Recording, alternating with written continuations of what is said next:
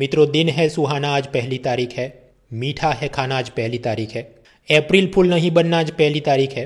हालांकि हमको अप्रैल फूल तो कल ही बना दिया। वो फॉक्सवैगन कंपनी ने कहा था कि हम हमारे अमेरिका की कंपनी का नाम बदल के वोल्क्सवैगन करने वाले हैं, लेकिन फिर अब नहीं, वो तो हमें अप्रैल फूल बना रहे थे। बिजनेस पे सही ध्यान देने की जगह ये जो इन्होंने छिछोरी हरकत की है, मुझे आश्चर्य नहीं होगा अगर इनका धंधा चौपट हो जाए और इलॉन मस्क सारा कब्जे में कर ले। क्या अप्रैल महीने में अपना कार्यक्रम क्या है? मंगलवार 6 अप्रैल और 20 अप्रैल को Win21 सीरीज, जहाँ पर हम लोग इकोनॉमी के updates including latest budget, economic survey, वो सब पढ़ेंगे आने वाली यूपीएससी प्रीलिम और मेंस के लिए। उसके हैंडआउट munal.org/डाउनलोड पे आप उन तारीखों पे डाउनलोड कर पाएंगे। उसके अलावा 13 अप्रैल मंगलवार को रात 9 बजे मैं एक लाइव लेक्चर करने वाला हूँ, Mrinal's catalogue of mistakes to avoid in UPSC interviews. मैं करीब पिछले 8 सीज़न से UPSC mock interview panel, CAPF mock interview panel, कुछ बैंक के इंटरव्यू की मॉक इंटरव्यू पैनल के साथ जुड़ा हुआ हूँ। कुछ वीडियो अपने यूट्यूब पे भी अपलोड किए हैं, आपने देखे होंगे। तो वो सब से लोग क्या गलतियाँ करते हैं, उनसे कैसे बचना चाहिए, इसके बारे में ये एक लेक्चर होने वाला है 13 अप्रैल मंगलवार को। फ्री लेक्चर है, अनलॉक कोड munal.org। इसके अलावा हर रविवार अनअकैडमी की वो पबजी कॉम्बैट 60 एमसीक्यू की टेस्ट, और हर सोमवार रात 8 बजे मृणाल्स मंडे करंट अफेयर्स की 20 एमसीक्यू की टेस्ट। ये सब के लिंक आपको डिस्क्रिप्शन में मिल जाएंगे। इसके अलावा क्या चल रहा है, यूपीएससी के अलग अलग ऑप्शनल सब्जेक्ट में दिल्ली के जाने माने सीनियर टीचर्स जैसे पब्लिक एडमिनिस्ट्रेशन में पवन कुमार, एंथ्रोपोलॉजी हिमा बिंदु, ज्योग्राफी ऑप्शनल ऋषिकेश दुधात वगैरह अनअकैडमी के प्लस प्लेटफॉर्म पे फुल लेंथ कोर्स पढ़ाने वाले हैं। उनके अलग अलग कोर्स लॉन्च हो रहे हैं, और उसके अलावा भी उनके स्पेशल क्लासेस यानी कि फ्री क्लासेस, जहाँ पर वो प्रीवियस ईयर का क्वेश्चन पेपर में क्या पूछा गया, क्या मॉडल आंसर हो सकते हैं, क्या ट्रेंड एनालिसिस वगैरह, बहुत सारे ऐसे फ्री लेक्चर होते रहते हैं। तो आप उनकी प्रोफाइल लिंक पे जाइए और वहाँ पर 3-4 जो हॉरिजॉन्टल रो होती है उसको आप स्क्रॉल डाउन करो तो मिलेगा आपको स्पेशल क्लासेस, और उसमें आप वो सब चीज़ें देखिए डिपेंडिंग कि आपके क्या ऑप्शनल सब्जेक्ट हैं। क्या आज है 1 अप्रैल, यानी 87 days left before UPSC prelims. 3 महीने से भी कम समय बाकी है। 6 चीज़ों को अवॉइड करना है। गर्मियाँ बढ़ रही है तो अब जल्दी जल्दी सुबह जागा कीजिए, देर तक मत सोते रहो। हर रोज़ आपने पहले से ज़्यादा पढ़ाई करनी है। पढ़ाई तो करनी है, लेकिन दूसरा कि स्कूल के एग्ज़ाम की तरह नहीं, ये कुछ ई लर्निंग वाले चिकनी चुपड़ी बातें करते रहते हैं, और ऐसे ऐसे इम्प्रैक्टिकल टाइम टेबल बना के रखे हैं उन्होंने कि सुबह 10 से 10:30 बजे ये बुक का ये चैप्टर 1 पढ़ो, फिर 10:30 से 11 बजे ये बुक का चैप्टर 2 पढ़ो। भाई ऐसे स्कूल की पीरियड नहीं चल रहे हैं। इधर आप पूरा सिलेबस ब्लॉक कंप्लीट कीजिए कि आज मैंने ये पॉलिटी लिया है तो पूरे फंडामेंटल राइट, ड्यूटी, डीपीएसपी एक बार में ख़त्म, या जितने कॉन्स्टिट्यूशनल बॉडी एक बार में ख़त्म, उस तरह से। और बरसाती मेंढकों की तरह अब धीरे धीरे top 100 most important topic list वगैरह फर्जीवाड़े चालू हो गए। पिछले 5 साल देख लो आप, इन सब के वेब आर्काइव्स गूगल पे सर्च करो कि इन्होंने कौन से प्रिडिक्ट किए थे, और पिछले 5 साल में एक्सेल फाइल खुद बनाओ कौन से आए हैं उसमें से टॉपिक। कुछ उपयोगी नहीं है, जो स्टैंडर्ड प्रिपरेशन करते हैं करो। चौथा, टॉपर का महल देख के अपनी झोंपड़ी जला देना। ये कुछ टॉपर्स भी ऐसी चिकनी चुपड़ी बातें करते हैं, मैंने तो एक भी किताब नहीं पढ़ी थी, मैं तो बस 50,000 एमसीक्यू सॉल्व करके गई थी या गया था और मेरा तो प्रीलिम पास हो गया। अभी वो कितना सच बोल रहा है, या किसी की पेड टेस्ट सीरीज बिकवाने के लिए या सोशल मीडिया में अपने फॉलोअर बढ़ाने के लिए हवा में बोल रहा है, आप सोचिए खुद। धीरे धीरे गर्मियों की सीजन में शादी ब्याह भी शुरू होंगे। जो रिसेप्शन और शादियों में जाना आपके लिए ज़रूरी नहीं है तो वहाँ जाने की कोई ज़रूरत नहीं है, वरना वो कोरोना और डायरिया दोनों को ही आमंत्रण देने की बात है। 1 हफ्ता 15 दिन अगर आप पढ़ाई नहीं कर पाए तो प्रीलिम में काफ़ी नुकसान। और ये पूरा दिन इंस्टाग्राम पे मोटिवेशनल वॉलपेपर और वो सब ढूंढना भी बंद कर दे। खैर मेन मुद्दे पे आते हैं। 1 अप्रैल गुरुवार के इंडियन एक्सप्रेस में मुझे एग्जाम के लिए काम की चीज़ें क्या लगी। काम की चीज़ें तो कम ही लगी, इसीलिए तो टाइम पास ये शुरुआत में ये सब मोटिवेशनल वाला इतना खींच के बोला है मैंने, ताकि वीडियो की लेंथ बढ़ सके और यूट्यूब इसको सीरियसली ले। ज़्यादातर जो समाचार हैं 1-1, 2-2 लाइन के ही हैं। पहला है कि स्मॉल सेविंग स्कीम पर ब्याज दरें में कटौती, वो तो सब इकोनॉमी एक साथ देखते हैं। उसके अलावा इंटरनेशनल रिलेशन में कुछ दिनों पहले वो हमने याद करो सी राजा मोहन की कॉलम पढ़ी थी कि कैसे अब पाकिस्तान भारत के साथ रिश्ते बेहतर करना चाहता है क्योंकि उस पर आर्थिक दबाव बन रहा है। उसी के चलते पाकिस्तान कैबिनेट की मीटिंग हुई और उन्होंने तय किया है कि अब से भारत से हम लोग कॉटन और शुगर, कपास और चीनी आयात करेंगे क्योंकि दूसरे देशों की तुलना में वो सस्ते में मिलती है। पिछले साल भी उन्होंने वैसे तो सारे इंपोर्ट 2019 से बैन किए थे, लेकिन 2020 में फिर कोरोना के चलते मेडिकल डिवाइस का इंपोर्ट भारत से शुरू करवाया और अभी ये शुगर कॉटन 2021 से होगा। हाँ, तो इस पर अब क्या हमने 1 घंटे का भारत पाकिस्तान अंतर्राष्ट्रीय रिश्तों के बारे में देशभक्ति वीडियो देख लेना है? 2 लाइन का मुद्दा है, ख़त्म करो। और बैकएंड में जितने भी एंगल थे वो पहले हम पढ़ चुके हैं, वो एक्सेल फाइल में देख लो, muna.org/current पे दी है कि कैसे IMF कंडीशनल लोन और FATF ब्लैक लिस्ट का खतरा उसको लगता है वगैरह। इसके अलावा पेज 1 पर और कुछ काम का नहीं, वही सब कोरोना, मुकेश अंबानी के घर के सामने बॉम्ब, इशरत जहां एनकाउंटर वगैरह, ball by ball commentaries and negative news not important. Page 2 कुछ काम का नहीं, पेज 3 भी कुछ काम का नहीं, पेज 4 वैसे तो स्टेट स्पेसिफिक समाचार, लेकिन मेंस पेपर 2 में लेजिस्लेचर, और कई बार ये पूछा गया, 2 बार तो पूछा है मेरे ख्याल से, कि संसद में या सदन में क्यों डिबेट का स्तर कम हो रहा है, इंडिविजुअल मेंबर ऑफ पार्लियामेंट क्यों अच्छे से अपना रोल नहीं निभा पा रहा है। कई सारे मुद्दे पहले भी देखे, एक और आज नया मिलता है। जब भी सरकार कोई बिल को पास करवाना चाहती है तो उसकी कॉपी कम से कम कुछ दिन पहले तो ऑपोजिशन के सब MLA MP को देनी चाहिए, ताकि वो उसे स्टडी कर सके, उसका कुछ विरोध कर सके, उसमें कुछ संशोधन को प्रस्तावित कर सके। ऐसे राज्यसभा में कुछ नियम है कि बिल को रखने से पहले 2 दिन पहले एडवांस में कॉपी देनी होगी, हिंदी अंग्रेजी में देनी होगी वगैरह। गुजरात विधानसभा में भी ऐसे कुछ नियम है कि कम से कम 4 दिन पहले सभी विधायकों को बिल की कॉपी देनी चाहिए, ताकि वो उसे स्टडी करके आए और सही से वोटिंग और डिबेट कर सके। पता चला आज जो बिल पास करना था सुबह ही उनको उसकी कॉपी दी जाती है, तो अब वो क्या ही उसको स्टडी करेंगे और क्या ही अच्छी डिबेट करेंगे। तो जो प्रश्न पूछा गया मेंस में कि क्यों डिबेट नहीं हो रहे, तो भाई किधर से हो सकता। तो ये भी सोचने लिखने के मुद्दे। स्पेसिफिकली ये याद नहीं रखना कि गुजरात में ऐसा होता है, याद ये रखना है कि ऐसा हो रहा है अलग अलग राज्यों में। उसी तरह ये इलेक्शन और रिप्रेजेंटेशन ऑफ पीपल्स एक्ट, तो उसमें भी स्टेट स्पेसिफिक समाचार में केरला से खबर आई कि उनके एक ऑपोजिशन लीडर ने एक वेबसाइट बनाई है operationtwins.com। इसमें खास बात यह है कि ट्विंस मतलब एक ही जैसे चेहरे दिखने वाले 2 बच्चे जो साथ में पैदा हुए हों, ऐसे एक ही आदमी जिसका एक ही नाम है, एक ही चेहरा है, और ऐसे उसके वोटर लिस्ट में नाम अलग अलग कंस्टिट्यूएंसी में या एक ही कंस्टिट्यूएंसी में बार बार 3-4 बार उसका नाम अलग अलग जगह दिखा रहा हो, उसका मतलब क्या हुआ? वो एक बोगस वोटर है, जाली या नकली मतदाता जो बार बार वोटिंग करता है और मतलब धांधली हो रही है कुछ। ऐसे 4 लाख से ज़्यादा बोगस वोटर लिस्ट जो ऑपरेशन ट्विंस वेबसाइट पे उन्होंने डाले। खैर ये वेबसाइट का नाम काम का नहीं, लेकिन ये जानना कि बहुत सारे बोगस वोटर्स वो भारत के चुनाव में एक समस्या है। केरला हाईकोर्ट ने भी इसको देखते हुए इलेक्शन कमीशन को बोला है ASD वोटर्स का सही से आप जांच कीजिए। ASD वोटर मतलब क्या? A फॉर एबसेंट, यानी ऐसा मतदाता जो एक कंस्टिट्यूएंसी में है लेकिन ज़्यादातर वर्ष साल के ज़्यादातर दिनों वो वहाँ पर एबसेंट रहता है। दूसरा होता है S फॉर शिफ्टेड, मतलब कोई मान लीजिए केरला में मूल निवासी हो लेकिन फिर किसी और राज्य में नौकरी रोजगार के लिए चला गया हो। और तीसरा डेड, यानी जो मर चुका है। कई बार ये होता है ऐसे ASD टाइप के लोग भी वोटिंग बूथ पे बाद में पहुंच जाते हैं, तो क्या वो वोट दे सकते हैं? जवाब है हाँ, लेकिन उनके वोटर ID कार्ड और बाकी डॉक्यूमेंट की और गंभीरता से जांच करने के बाद।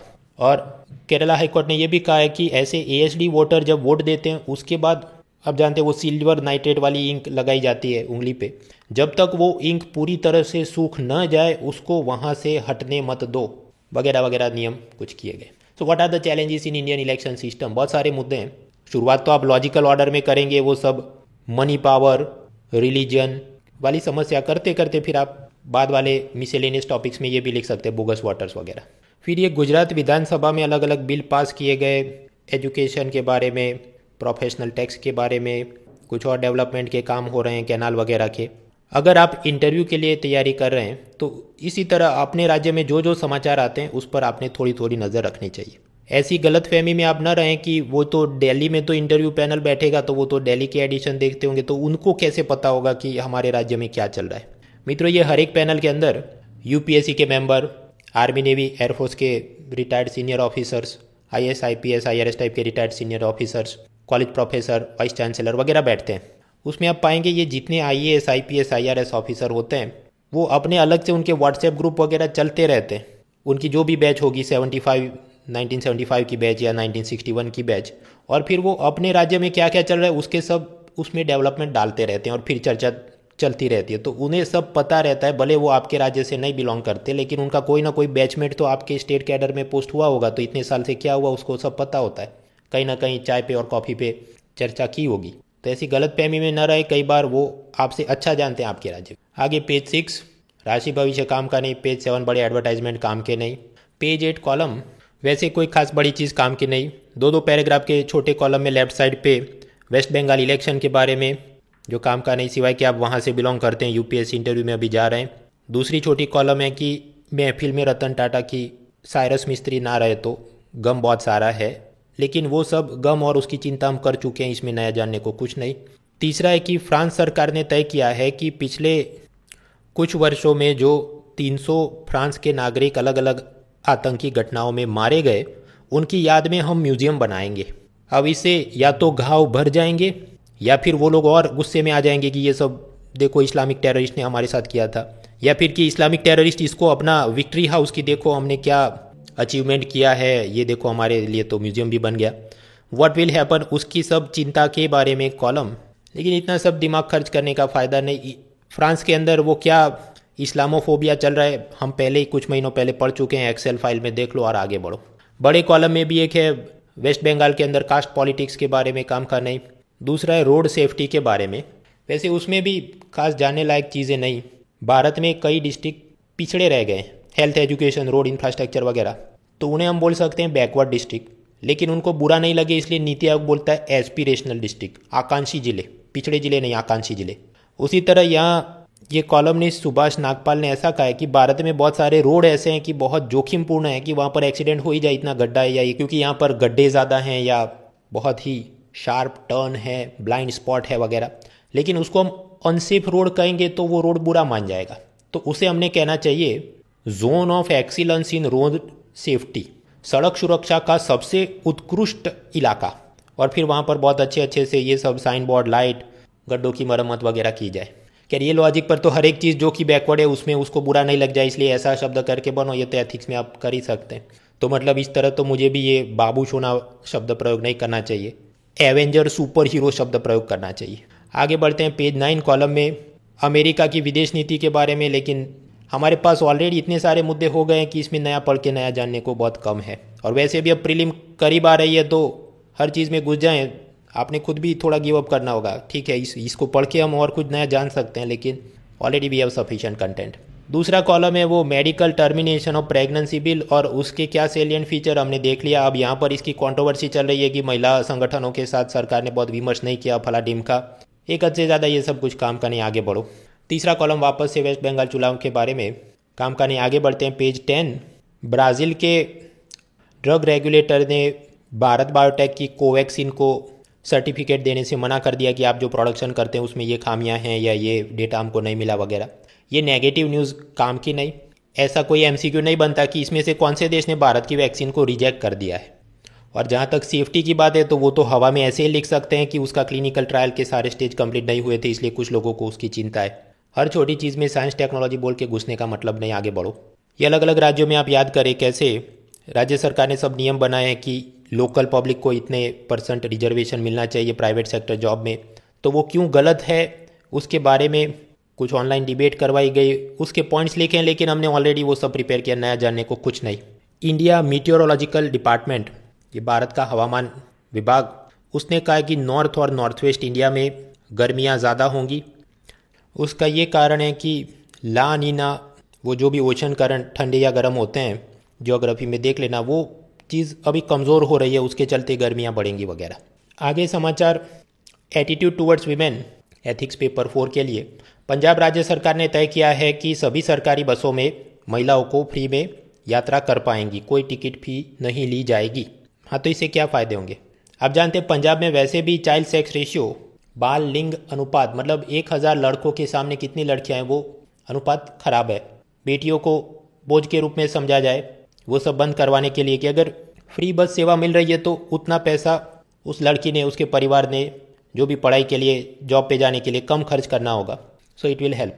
वैसे तो जो महिलाएं नौकरी रोजगार करती हैं, सरकार ने कुछ नियम बनाए मिनिमम वेजेस, न्यूनतम वेतन की, मान लीजिए कि दिन में 300 या 400 रुपये से कम पैसा देकर किसी से काम नहीं करवा सकते वगैरह। हालांकि ज़्यादातर जगहों पर मिनिमम वेजेस का उल्लंघन होता है, तो ये सब महिलाएं काम भी करती होंगी ज़्यादातर ऐसी कि जो समझिए 8000 रुपये भी महीने मुश्किल से मिले, और उसमें 800 से 1000 रुपये आपके डेली बस ट्रैवल में अगर जाते हो, कुल मिलाकर पूरे महीने का खर्चा, तो उनके लिए ये बड़ी रकम है और उसकी बचत होती है, उनको लाभ होता है। आपको कुछ लोग काउंटर में भी जाएंगे कि नहीं ये तो सब लोक लुभावन पॉपुलिज्म है और सभी महिलाओं को फ्री बस की ज़रूरत नहीं है उनके पास अगर अच्छी जॉब हो। तो आप सोचिए मित्रों, जिसके पास अच्छी जॉब है तो वो वैसे भी किधर सरकारी बस में बैठेगा, वो अपनी व्हीकल के साथ ही जाने वाले हैं। तो ये जो जिनको ज़रूरत है वही जाएंगे सरकारी बस में, वैसे कौन बैठता है। साथ ही साथ जब हम कहें कोई भी केस स्टडी में कि आप ये बस डिपार्टमेंट के मैनेजर हैं वगैरह, तो क्या और आप कहेंगे या करेंगे।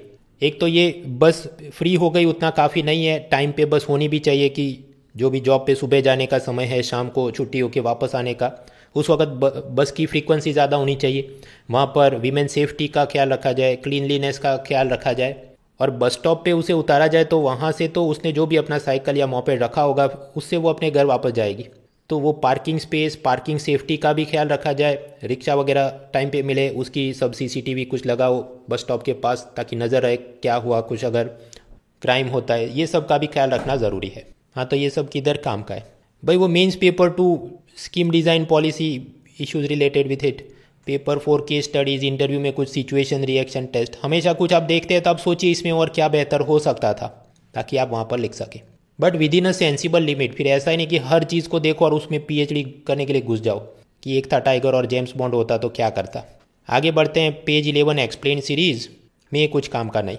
क्यों पाकिस्तान ने वापस भारत से इंपोर्ट शुरू किया, वो तो मुद्दे मैंने आपको बताया, पहले भी हम कवर कर चुके हैं। गूगल मैप कैसे आपको एनवायरनमेंट फ्रेंडली रूट दिखाएगा, वो भी हमने कल देख लिया था। रशिया दुनिया का पहला देश बना जहां पर पालतू पशुओं को भी कोरोना वायरस की वैक्सीन देने के लिए क्लियरेंस दिया गया है। ठीक है, याद रखना चाहिए, लेकिन इस टाइप के जनरल नॉलेज तो यूपीएससी की सब अलग अलग परीक्षाओं में कम ही देखे जाते हैं। लेकिन साइंस टेक वाला पोर्शन दिमाग में रखना चाहिए कि कुत्ते और बिल्लियों को भी कोरोना वायरस हो सकता है और उसकी भी वैक्सीन बन सकती है। पेज 12 पॉलिटिक्स के समाचार काम के नहीं। पेज 13 वो बोगस वोटर लिस्ट के बारे में हमने देख लिया। और फिर दिया है वर्ल्ड इकोनॉमिक फोरम, विश्व आर्थिक मंच का ग्लोबल जेंडर गैप रिपोर्ट 2021, अंतर्राष्ट्रीय लिंग खाई सूचकांक दस्तावेज। हाँ, तो इसमें क्या है, टॉप 5 कंट्री कौन से हैं, Iceland, Finland, Norway, New Zealand, Sweden. अपना भारत देश मान किधर आता है, नंबर 140 पे, और वो भी पिछले साल की अपेक्षा 28 रैंक्स हम लोग नीचे गिर चुके हैं। और एकदम लास्ट में 156 पे आता है अफगानिस्तान। ये ग्लोबल जेंडर गैप रिपोर्ट में क्या देखा जाता है, 4 अलग अलग चीज़ों को देखते हैं। इकोनॉमिक पार्टिसिपेशन एंड अपॉर्चुनिटी, आर्थिक भागीदारी और अवसर। तो वो लेबर फोर्स पार्टिसिपेशन रेट भारतीय महिलाओं में पता चले लेस देन 25%। दूसरा एजुकेशनल अटेनमेंट, शिक्षा में क्या प्राप्ति, तो लिटरेसी 70% से कम है। कॉलेज में कितनी महिलाएं पढ़ रही, तो लेस देन 30%। तीसरा हेल्थ सर्वाइवल, उसमें भी ये सब चाइल्ड सेक्स रेशियो वगैरह खराब है। चौथा पॉलिटिकल एम्पावरमेंट, राजनीतिक सशक्तिकरण, तो पार्लियामेंट में जितनी सीट्स हैं उसमें लेस देन 15% पे महिलाएं हैं, जितने मिनिस्टर हैं उसमें लेस देन 10% महिलाएं हैं, वगैरह वगैरह।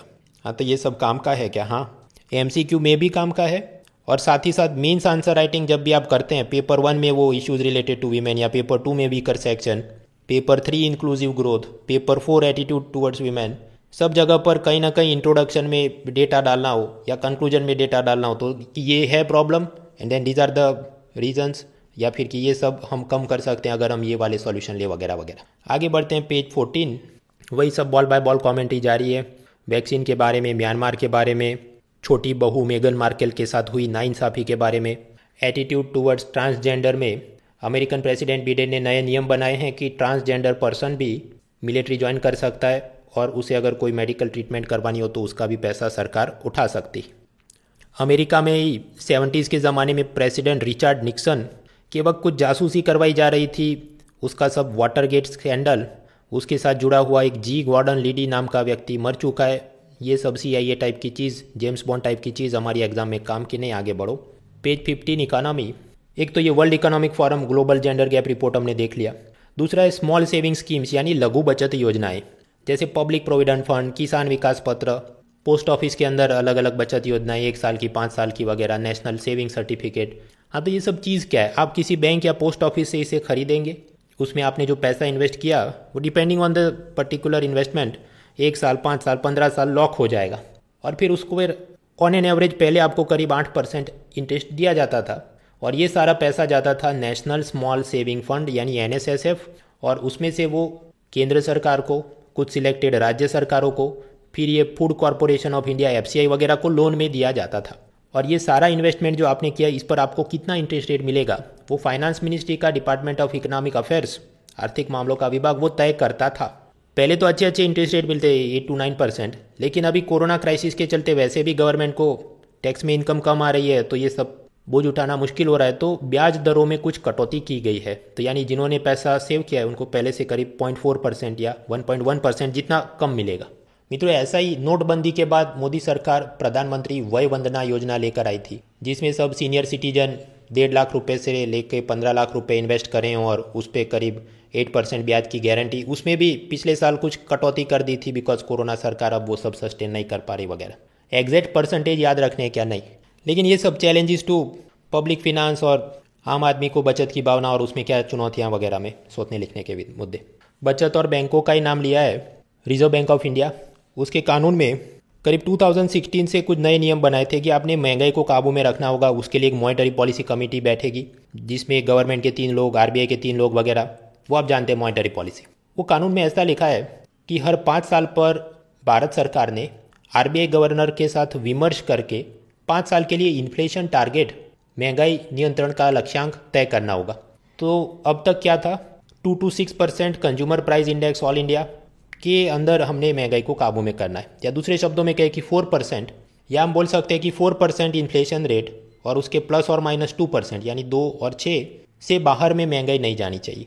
तो ये 5-5 साल पे होता था। तो जो लास्ट वाली डेडलाइन थी वो 31 मार्च 2021 को ख़त्म हुई। तो अगले 5 साल के लिए टारगेट क्या रहेगा भाई, वही का वही रहेगा। वो तय किया है कि 31 मार्च 2026 तक भी यही टारगेट 2 to 6% में महंगाई को काबू में रखेंगे। ये मॉनेटरी पॉलिसी क्या होती है, CRR, SLR, रेपो वगैरह, वो पहले भी हम पढ़ चुके हैं। अपनी यूट्यूब चैनल पे सर्च कर दो, और ये Win21 सीरीज़ में भी देख लिया, तो वो भी आप देख लो।